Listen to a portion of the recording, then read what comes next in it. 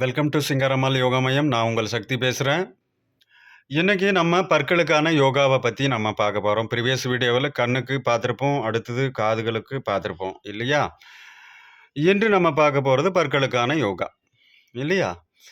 இப்போ அதற்கு முன்னால் என்னை கருவாக்கி உருவாக்கி என்றெடுத்த என் மாதா சிங்காரம்மாளுக்கு முதற்கண் வணக்கம். இந்த பிரபஞ்சத்திற்கு என்னுடைய முதற்கண் வணக்கம். இந்த காணொளி காணும் அனைத்து நல் உள்ளங்கள், அதாவது நீங்கள் இல்லை என்றால் இந்த காணொளியும் கிடையாது, நானும் கிடையாது. அதாவது சக்தி என்ற ஒரு மனிதரும் கிடையாது, சக்திவேல் என்கிற ஒரு மனிதனும் கிடையாது. ஓகே, நன்றி. வாங்க. இந்த யோகா போவதற்கு முன்னால் சிறிய ஒரு நபர் எனக்கு கமெண்ட் பண்ணியிருந்தார். மிக அறிவில்லாமல் ஒரு காரணம் கொண்டு என்னுடைய உருவத்தை கண்டு சொல்லியிருந்தார். அதை சொல்ல நான் ஆசைப்படுகிறேன். உங்களுக்கு பற்களை கிடையாது, நீங்கள் ஓலையர் அப்படின்னு கமெண்ட் பண்ணியிருந்தார். சிரிப்பாக இருந்தது. உங்களுக்கு அதாவது பொக்கவாய் அப்படின்னு சொன்னார். நிச்சயமாக உருவம் கண்டு எல்லாமை உருள் தேர்க்கு, என்னது வள்ளுவர் சொல்லியிருப்பார், உருவம் கண்டு எல்லாமே உருள் தேர்க்கு கச்சாணி என்னவர் உடைத்து அப்படின்னு சொல்லியிருப்பார் இல்லையா? அதாவது மிகப்பெரிய உருண்டோடும் தேருக்கு சிறிய ஆணியை போன்ற அச்சுதான் அதை தாங்கி கொண்டு வீதி ஊர்வலம் வருகிறது. அதனால் உருவத்தை பார்த்து எவரையும் எடை போட வேண்டாம் அப்படிங்கிறத நான் இந்த காணொளியின் வாயிலாக நான் கூறுகிறேன். அவர் அறிவில் மிக பிச்சைக்காரர்னு தான் நான் சொல்லணும். அறிவு இல்லை என்பதை நான் உச்சரிக்கிறேன். என்னை கூறியது அவருக்கு புகழ்ச்சியாக இருந்திருக்கலாம். என்னை கூறியது அவருக்கு மிக மகிழ்ச்சியாக இருந்திருக்கலாம். ஆனால் அவர் அவ்விடத்திலே அந்த வார்த்தை எப்பொழுது என்னை உச்சரித்து எழுதினாரோ கமெண்டில், அப்பொழுதே அவர் மிக மிக அறிவில் குறைந்தவராக மாறிவிட்டார் என்பதை நான் காணொலியின் வாயிலாக கூறுகிறேன். நன்றி, வணக்கம். எனக்கு மகிழ்ச்சி அளிக்கிறது. அவர் கூறியது எனக்கு எந்த ஒரு வருத்தமும் கிடையாது. ஓகே, நன்றி. அதே போல் செவிக்கு பார்த்தோம் இல்லையா? செல்வத்துள் செல்வம் செவிச்செல்வம் அச்செல்வம் செல்வத்துள் எல்லாம் தலை. அதாவது அனைத்து செல்வங்களிலும் பணச்செல்வம் இருக்குது, அதாவது பொருட்செல்வம் இருக்குது.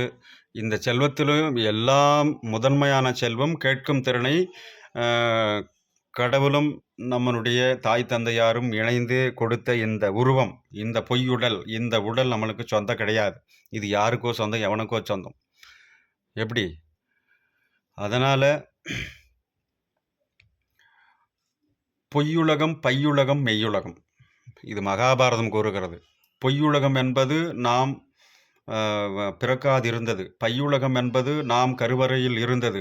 மெய்யுலகம் என்பது நாம் இந்த பிரபஞ்சம் என்று சொல்லக்கூடிய இந்த மண்ணுக்கு இரையாவது தான் இல்லையா? அதற்குள் நபர்கள் வெவ்வேறு விதமாக மாறுகிறார்கள். அதை நான் அதிகமாக சொல்ல வேண்டும் என்று சொன்னால் நீங்கள் இந்த காணொளியை கண்டு பயன்பெற மாட்டீர்கள். அதனால் முடித்துக்கொள்கிறேன். அதனால் காதுகளுக்கான யோகா பார்த்தோம். இப்போ பற்களுக்கான யோகா பார்க்க போகிறோம். வாங்க வீடியோவுக்கு போகலாம். நன்றி.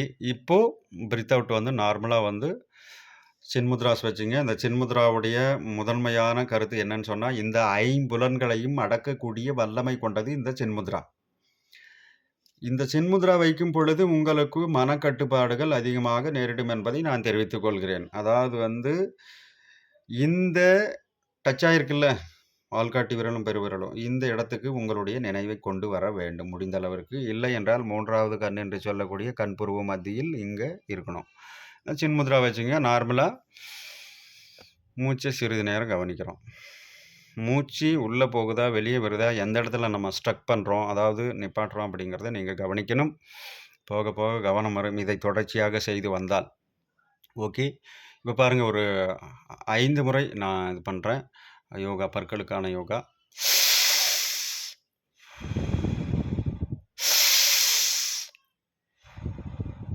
அதாவது இன்ஹேல் பண்ணும்போது பற்களுடைய நுழைவாயிலில் சந்துக்களில் இந்த காற்றாகப்பட்டது சில்லென்று படும்படியாக மேல் அன்னத்திற்கும் கீழ் அன்னத்திற்கும் போக வேண்டும். மேல் கடவாய் பற்களுக்கும் கீழ் கடவாய் பற்களுக்கும் நீங்கள் இழுக்கக்கூடிய காற்றாகப்பட்டது உள்ளே சென்று தொண்டை வரையில் இதுவரையில் போயிட்டு மறுபடியும் திரும்பி பிலோவ் பண்ணுறீங்க இல்லையா? ஊதுற மாதிரி வரணும், நார்மலாக வரணும், ஃபாஸ்ட்டாக வரக்கூடாது. இழுக்கிறது தான் நீங்கள் ஃபாஸ்ட்டாக இழுக்கணும்.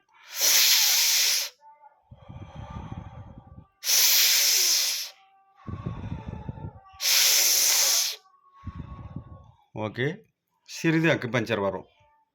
1 2 3 4 5 1 2 3 4 5 1 2 3 4 5 1 2 3 4 5 1 2 3 4 5. இங்கே பாருங்கள், நல்லா கவனிக்கணும். லைட்டாக பஞ்ச் பண்ணுறீங்க, அதாவது நெகக்கண் மீதில் வைத்து அழுத்த வேண்டும், ப்ரெஷ் பண்ணும். ஓகேயா? இந்த பக்கம்லாம் வைக்கக்கூடாது.